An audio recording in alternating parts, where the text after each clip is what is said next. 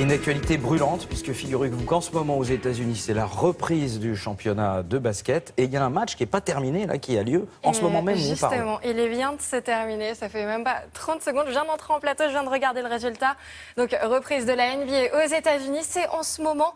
Et Golden State Warriors, le tenant du titre, enchaîne avec une première victoire aux États-Unis en ce moment. C'est face à la Nouvelle-Orléans. Regardez, ça vient juste de se terminer. Direction les États-Unis, donc les tenants du titre, ils remettent en jeu leur titre en jeu. Il y avait un véritable show à l'américaine, le coup d'envoi de la nouvelle saison NBA. Vous le savez, c'est très important aux États-Unis. Le match se passe chez eux, à Oakland. Ils jouent en bleu. Et c'est terminé. Les Warriors, les tenants du titre, l'ont emporté 111 à 95. Voilà.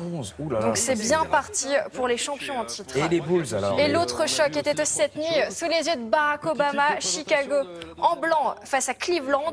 LeBron James, la star des Cavaliers de Cleveland, s'est incliné pour son premier match de la saison. Il est l'auteur de 25 points et 10 rebonds. Ça n'a pas été suffisant. En face, il y avait un Frenchie, Joakim Noah. C'est le seul représentant tricolore à avoir débuté cette nuit pour l'ouverture de la saison NBA. Et sachez que Chicago, son équipe s'est imposée à domicile. Victoire 97 à 95. Et grâce à Noah, bien sûr. Pointe de l'actualité. Et on a mis une petite image de lui. Et puis maintenant, on enchaîne avec le football. Et oui, la Coupe de la Ligue, début des 16e de finale hier, c'était à suivre sur France 4. Et grosse surprise, les Corses, Bastia a été éliminé par Rennes hier. Regardez, le match était hier, donc sur les antennes de France Télé. Rennes, en rouge, s'est imposé sur la plus petite des marges. Le seul et unique but de la soirée, le voici. Il est signé Abdoulaye Doucouré à la 59e minute de jeu. Le score 1-0 pour le Stade Rennais. C'est le troisième club qualifié pour les 8e de finale après Tours et Laval. On passe aux filles avec les qualifications pour l'Euro 2017. Ah déjà? Tout va bien pour les Bleus, et oui, et tout va bien. Elles ont déroulé hier soir face à l'Ukraine. Regardez le très joli geste de Marie Lordelli. Elle efface 3 défenseurs et ouvre le score juste avant la pause. Ses coéquipières en marqueront 2 de plus. Regardez, c'est beau, hein, victoire 3-0. Résultat, elles occupent la place de leader dans leur groupe devant la Roumanie. Encore de la casse sur la Transat Jacques Vabre, des conditions météo très compliquées depuis hier. Déjà 6 abandons, Thomas, alors que la course a commencé depuis seulement 2 jours. Le dernier abandon date d'hier soir. Il s'agit du trimaran multi-50 de Gilles Lamiré et Yvan Bourgnon. Il a heurté un conteneur. Et puis concernant Lionel Lemonchois et Roland Jourdain, ils ont finalement été récupérés hier par un hélicoptère espagnol. Je vous rappelle que leur trimaran Prince de Bretagne a chaviré lundi au large du Cap Finistère. La dépression a donc frappé très fort. Même les tenants du titre ici ont abandonné après une série d'avaries.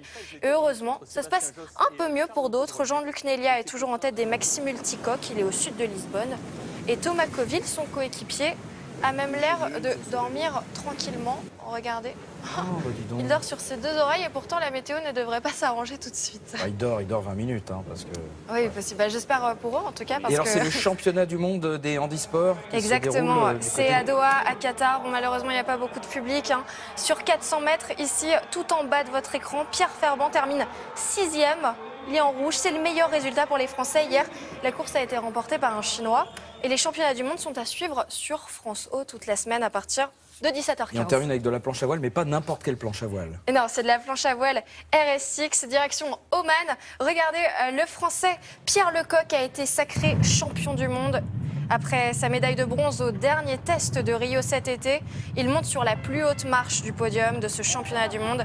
Il est devenu donc champion du monde à Oman et il remporte le titre avec la manière puisqu'il a mené toute la semaine et il a su résister aux Chinois. Donc il était très à l'aise avec des conditions pas forcément très faciles. Eh ben, merci beaucoup Émilie. Et là on peut dire qu'au moins c'est pas le matériel puisqu'ils ont tous le même. Donc c'est vraiment grâce à lui qu'il a pu gagner ce championnat. Merci beaucoup.